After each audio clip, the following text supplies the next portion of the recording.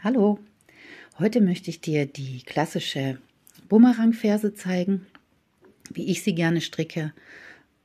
Hier an dem Modell zeige ich dir, die habe ich schon vorgestrickt, die Socke. Ist ein ganz einfacher Rollrand hier oben, also 8 Reihen glatt rechts gestrickt und dann mit dem normalen Bündchen und dann mit einem Farbwechsel drin. Aber es geht jetzt um die Ferse, ganz klassisch, und ich zeige dir jetzt, wie es geht. So, du siehst, hier habe ich meine Farbwechsel und ich bin wieder am runden Anfang angekommen. Zur Erklärung nochmal vom Nadelspiel. Das ist Nadel 1, 2, 3 und 4. Und die Ferse wird jetzt nur über die 4. und die 1. Nadel gestrickt. Und zunächst einmal wechsle ich nochmal den Faden und stricke noch einmal Nadel 1, 2 und 3 ab bis zur 4. Nadel. Und nehme dann die Maschen von der 4. Nadel mit auf die 1. auf. So habe ich dann alle Maschen für die Ferse auf einer Nadel. So, in meinem Fall habe ich jetzt gerade 15 Maschen auf jeder Nadel. Also geht meine Ferse insgesamt über 30 Maschen. Ich bin jetzt schon an der 4. Nadel angekommen.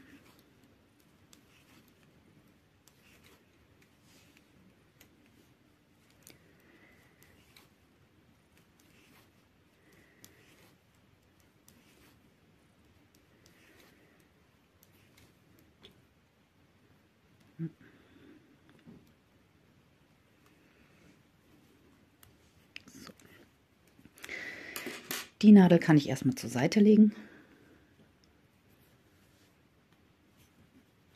Und ich stricke jetzt, wie gesagt, die Maschen von der 4. Nadel mit den Maschen von der 1. Nadel zusammen.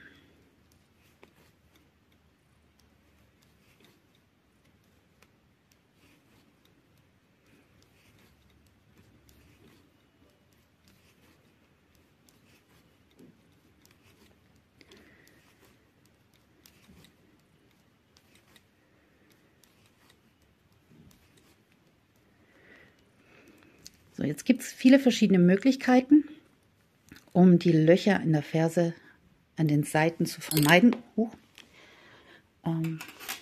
Die entstehen ja immer hier gerne bei den Übergängen. Hier habe ich relativ kleine Löcher. Und ich persönlich mache es so, dass ich mir jetzt von der 2. Nadel nochmal 2 Maschen mit rüber nehme, dass ich da keinen großen Übergang habe. Die Maschen werde ich auch nicht stricken, die bleiben einfach da liegen. Dass jetzt hier, wenn ich jetzt, entsteht hier ein Übergang.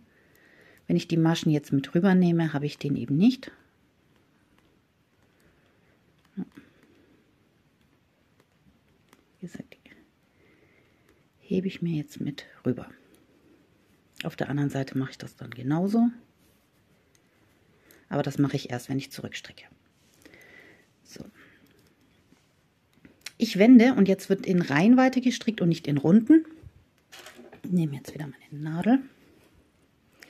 Habe jetzt wie gesagt nur noch 3 Nadeln, auf denen die Maschen liegen. So. Die ersten beiden Maschen hebe ich jetzt einfach ab. Wie gesagt, die stricke ich nicht, die bleiben einfach so. Und jetzt kommt der erste Umschlag. So, vergessen zu erwähnen habe ich, dass die Maschen jetzt durch 3 geteilt werden. In meinem Fall ist es ganz einfach. Ich habe 30 Maschen jetzt hier auf der Nadel. Die teile ich durch 3. Also habe ich jeweils am Anfang und am Ende der Reihe 10 Umschläge und die 10 Maschen in der Mitte bleiben ungestrickt. Wenn du jetzt 2 Maschen mehr hättest, also 32 Maschen, würden die 2 extra Maschen auch in der Mitte liegen bleiben. Also dann wären es 10, 10 und 12 in der Mitte. Also die Maschen immer durch 3 teilen. Und dann beginne ich jetzt mit dem ersten Umschlag. Und zwar steche ich nicht wie zum normalen Rechtsstricken einsondern hier von vorne. Der Faden liegt vor der Nadel, wie zum Linksstricken. Jetzt wird die Masche aber nicht gestrickt, sondern nur abgehoben. Also ich gehe jetzt hier von vorne in die Masche rein und wickel mir jetzt diesen Faden, also wie gesagt hier, von vorne in die Masche rein und wickel mir den jetzt um die Nadel rum und hebe dann einfach nur ab.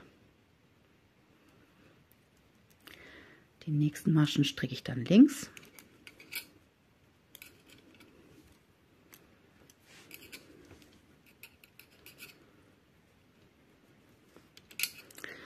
Die jetzt hier wieder an meinem Stativ rumklappern.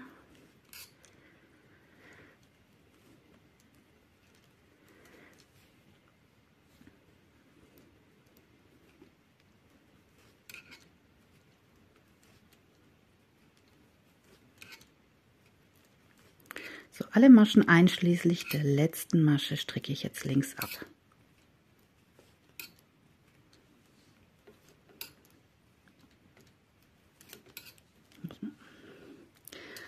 Eine Haltung finden, wo es nicht so klappert.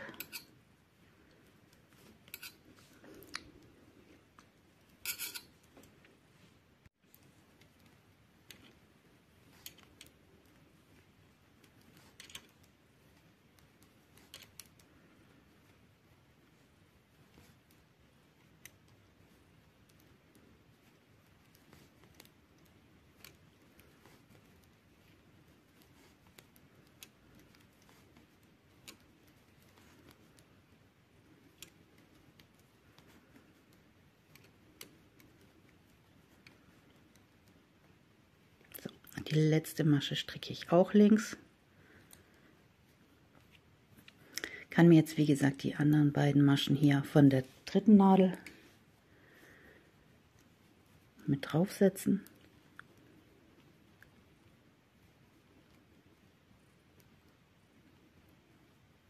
So. Wie gesagt, das ist nur zur Vermeidung von Löchern. Welche Methode, also es gibt verschiedene Methoden. Du kannst auch die Methode, dass du dann noch später Maschen mit hier aufnimmst, funktioniert auch ganz gut. Das musst du dann aber selber entscheiden, was für dich am besten ist. So, zeige ich aber auch gleich nochmal. Ich werde hier auch nochmal Maschen mit aufnehmen extra. So, ich hebe die beiden Maschen wieder ab von der dritten Nadel, die ich nicht brauche. Mache das gleiche wieder, indem ich den Faden jetzt wieder vor die Arbeit lege. Ich bin jetzt auf der rechten Seite, stricke also mit rechten Maschen weiter. Die erste Masche aber wieder den Faden nach vorne, wieder von rechts einstechen und einfach wieder abheben und dabei den Faden festziehen. So, jetzt entsteht hier so eine Doppelmasche oder eine Wendemasche. Und jetzt stricke ich wieder zurück.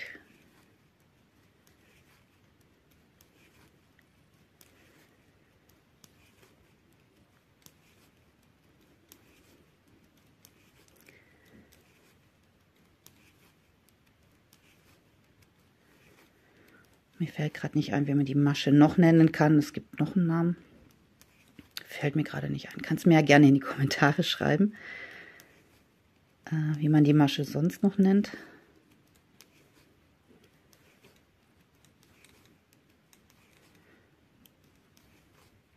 So. Ich stricke jetzt wieder bis zu meiner ersten Wendemasche. Also hier sind ja die beiden Maschen von der zweiten Nadel, die ich nicht stricken werde. Die bleiben jetzt auch so liegen, wie sie sind. Das ist meine Wendemasche. Die letzte Masche davor stricke ich auch noch rechts. Die lasse ich jetzt einfach so liegen. Wende und steche hier jetzt wieder ein.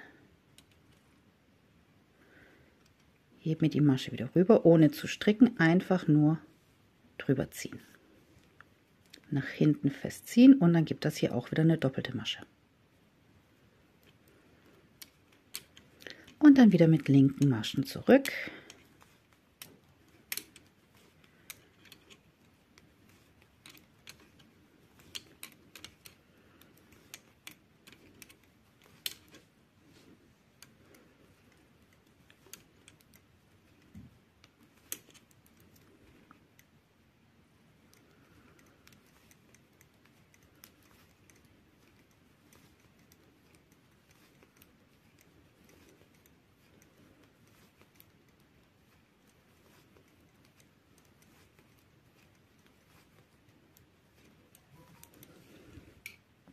Die Ferse wird auch als Shadow Wrap Ferse bezeichnet. Also diese Umschläge hier, das sind Shadow Wraps. Nur falls du den Begriff schon mal gehört hast und dich eben wunderst, dass dir das bekannt vorkommt, ja, das ist das Gleiche. So, ich wende wieder. Ich habe hier meine erste Doppelmasche, die letzten beiden von der dritten Nadel. Habe den Faden wieder vorne. Das ist wieder eine rechts gestrickte Reihe. Und ich steche wieder von rechts ein, habe den Faden vorne und während ich die Masche abhebe, ziehe ich am Faden. So. Und jetzt stricke ich wieder mit rechts weiter, wieder bis zu meinen beiden Umschlagmaschen und dann werde ich diese hier umschlagen. Also es geht dann so weiter, jetzt habe ich hier 2. Ich mache weiter, bis ich auf beiden Seiten 10 von diesen Umschlagmaschen habe. Immer nur in Runden weiter stricken. In Reihen meine ich natürlich nicht in Runden, in Reihen weiter stricken.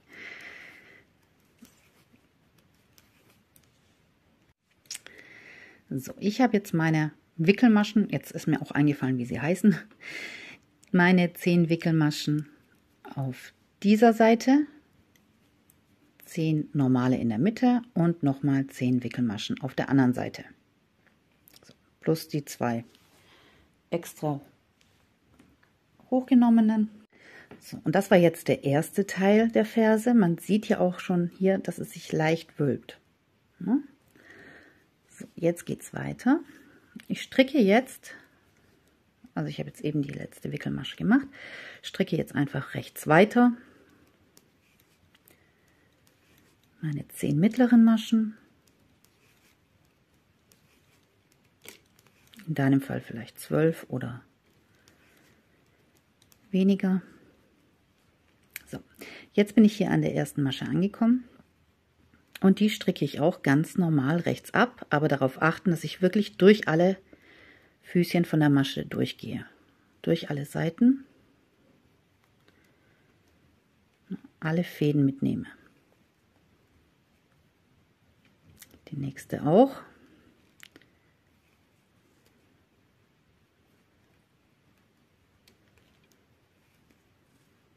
Und gut anziehen.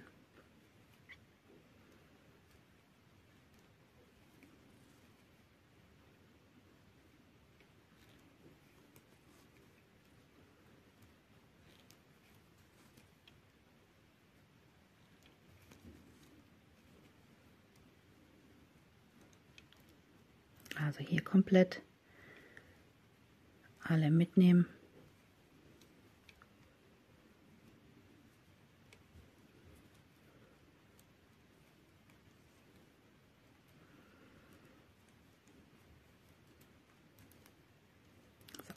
Jetzt habe ich noch meine 2 anderen Maschen übrig. Wie gesagt, wenn du die jetzt nicht mit auf diese Nadel nimmst, würde ich jetzt hier Maschen aus dem Querfaden rausstricken. Also hättest du jetzt hier den Übergang von Nadel 1 zu 2, würde ich jetzt hier aus dem Übergang eine Masche rausstricken.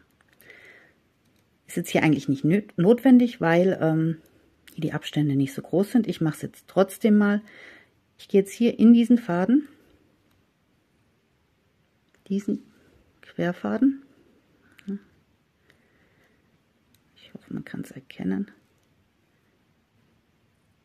So, hier diesen Faden zwischen den Reihen und strecke diese verschränkt ab. Die habe ich mir jetzt extra mit hochgenommen. Und jetzt stricke ich einmal komplett über alle Maschen, über alle Nadeln drüber.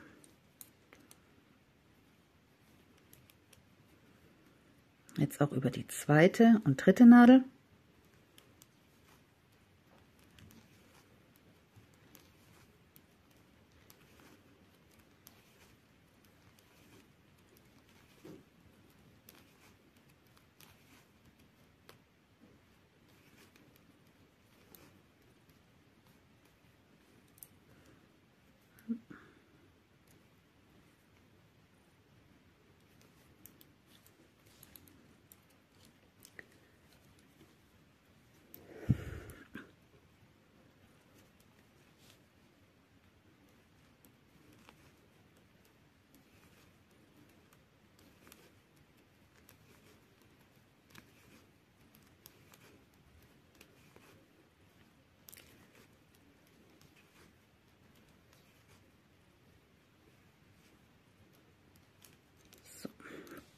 und bin wieder auf meiner Fersennadel.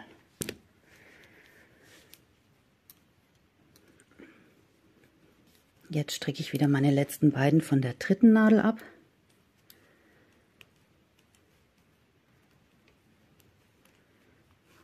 Und kann hier aus dem Querfaden auch wieder eine Masche verschränkt rausstrecken.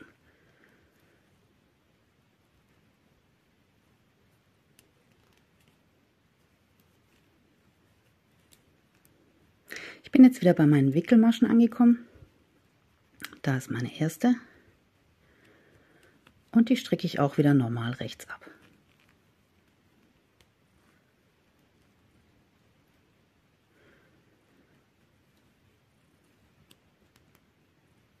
Jetzt habe ich hier vorhin etwas fest angezogen. So.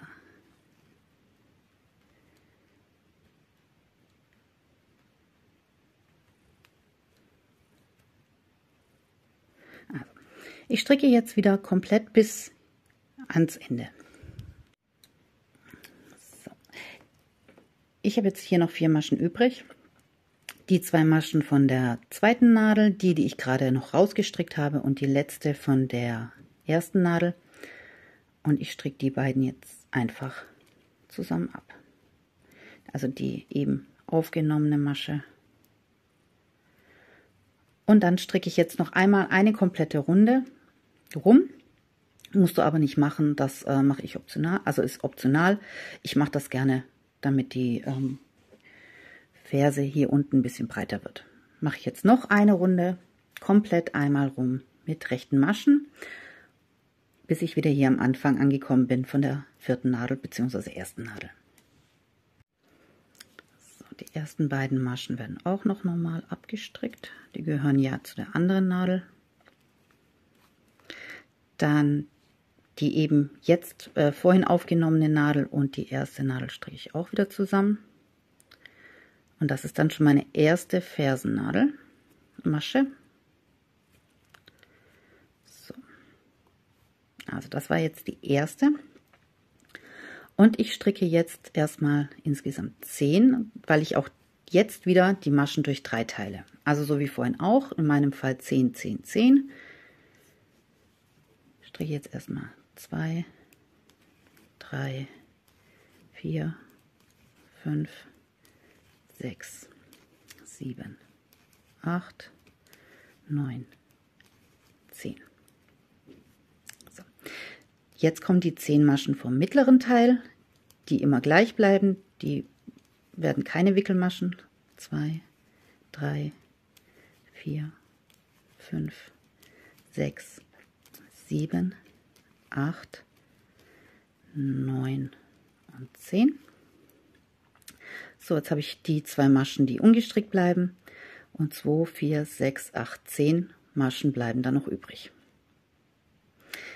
Die mache ich jetzt auch wieder zu Wickelmaschen, nur jetzt von innen nach außen. Na, vorhin habe ich von außen nach innen und jetzt arbeite ich von innen nach außen. Heißt, ich stricke die erste Masche vom letzten Drittel, wende und mache jetzt aus dieser eine Wickelmasche.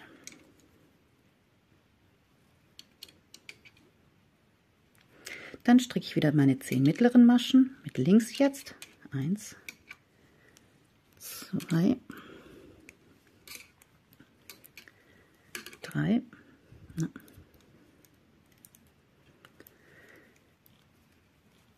4, 5, 6, 7, 8, 9, 10. Jetzt bin ich wieder bei meinem ersten Drittel angekommen. Man sieht auch hier schon, dass da vorhin Wendemaschen waren. Ich stricke die erste Masche vom Drittel, wende und hebe die Masche wieder ab. So, wieder eine Wickelmasche draus machen und jetzt arbeite ich wieder zurück. Den mittleren Teil mit rechten Maschen.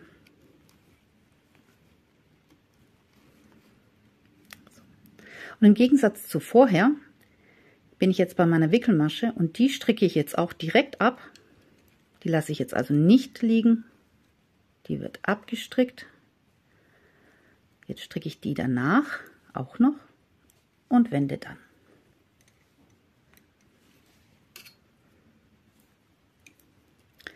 Und mache jetzt aus dieser wieder eine Wickelmasche. Ich stricke wieder mit linken Maschen zurück.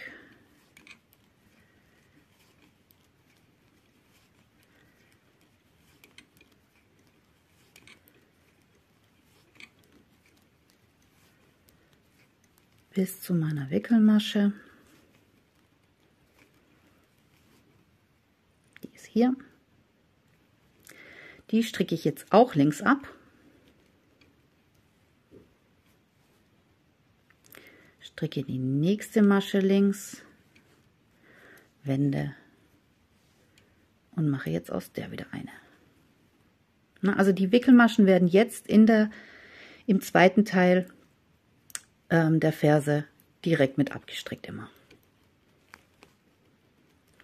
So, das mache ich jetzt weiter hin und her, bis ich jeweils an dem letzten Drittel angekommen bin.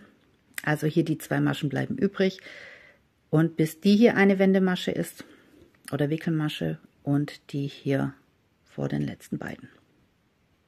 Na, also komplett einmal durch. Und wie gesagt, in der Hinrunde werden die Wickelmaschen immer rechts abgestrickt und jetzt hier in der Rückrunde stricke ich diese Wickelmasche natürlich dann links ab.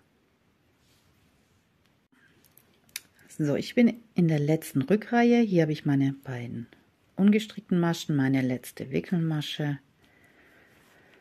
und stricke jetzt wieder bis zum Ende der Reihe. Mache da auch meine letzte Wickelmasche. So, stricke die Masche jetzt noch ab. Die auch. Und ein letztes Mal wenden. So, die letzte Wickelmasche. So, und du siehst, hier sind keine Löcher entstanden. Das ist alles ganz glatt und die Ferse ist jetzt fertig. Stülpe ich mal rum. Und so sieht die dann aus. Es geht jetzt ganz normal weiter in Runden. Ich nehme jetzt gleich die beiden Maschen wieder auf die zweite Nadel und die letzten beiden auf die dritte Nadel und stricke dann einfach in Runden rum und bei diesen Wickelmaschen auch noch mal einfach drüber stricken. Und das war es dann auch schon. Ich hoffe, dir hat das Video gefallen. Wenn du noch mehr solche Videos sehen möchtest zum Thema Sockenstricken, Puschenstricken, Häkeln, wie auch immer, nicht vergessen, meinen Kanal zu abonnieren, Glocke aktivieren und über ein Like würde ich mich auch sehr freuen. Ich wünsche dir ganz viel Spaß beim Nachmachen. Bis zum nächsten Mal.